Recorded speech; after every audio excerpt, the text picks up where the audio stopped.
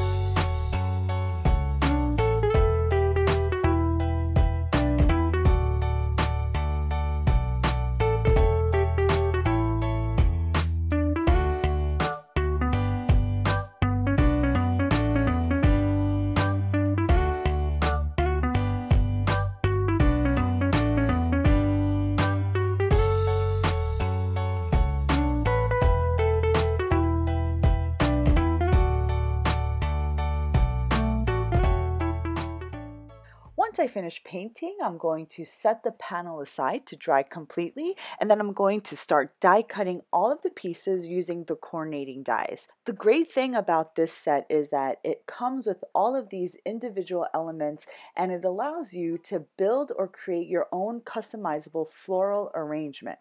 Once I've gotten everything die cut, I'm going to pre-arrange them onto an A2 piece of cardstock. A2 is just 4¼ by 5½. That's the size of my card. Once I was satisfied with the placement of my florals and leaves, I used a large strip of micro pour tape to hold the arrangement together, and I kind of just peeled the entire cluster up. A lot of people use the press and seal wrap, but I didn't have any of that on hand, and this method totally works as well.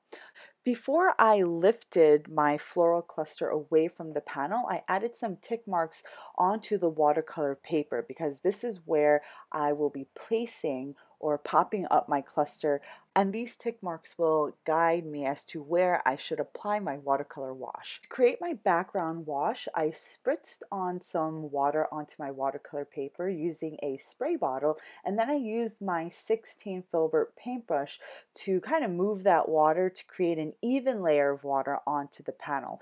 Then I dropped in bits of violet paint from the same Dr. P.H. Martin's Radiant Set A. After I applied a little bit of the violet paint, I kind of moved it around and sprayed a little bit more water to dilute the color. Then I added a little bit of scarlet paint. I also added a little bit of juniper green to this wash just to give the background a little bit more depth and a little bit more interest. For each layer of color, I will spritz on a little bit more water to kind of move that color or blend that color into the previous color. I am adding a lot of water in between colors, so my watercolor panel was warping, but that's okay. It's going to flatten out later on. So after I was satisfied with my background wash, I just hit the whole panel with my heat tool to speed up the drying process. After the panel was completely dry, it kind of straightened out, the warping kind of went away. Then I splatter on a little bit of black watercolor paint onto my panel, and then I dried the panel again with my heat tool. After this, I splattered on some clean water onto the panel, and this is going to give me some nice texture without adding any additional color. So after I splattered on the clean water, I let it sit for a few seconds, and then I lifted that color away with a clean paper towel. Then I took the largest die from our double stitch rectangles large die collection, and I die cut the panel. This added stitching to the edges of the paper. Next, I added some dimensional foam tape behind my floral cluster, and then I adhered or popped the whole thing right onto my panel. Once I've adhered it down onto my paper, I just peeled away that micro pour tape, and then I added some additional leaves. Next, I mounted my painted panel onto a side folding A2 base using our double-sided adhesive, which is really strong, and I like to use it when I'm working with watercolor paper. Next, I white heat embossed this Happy Mother's Day sentiment onto some black cardstock, and then I popped that up onto my cluster. I actually made this card a few weeks ago, and I wasn't able to post it in time before Mother's Day. But in case you need some ideas for next year, or you can swap out this Mother's Day sentiment for another occasion. Finally, I embellished my card using our mixed dewdrops in our 7 and 5mm sizes. As always, thank you all so much for watching. I'll see you next time.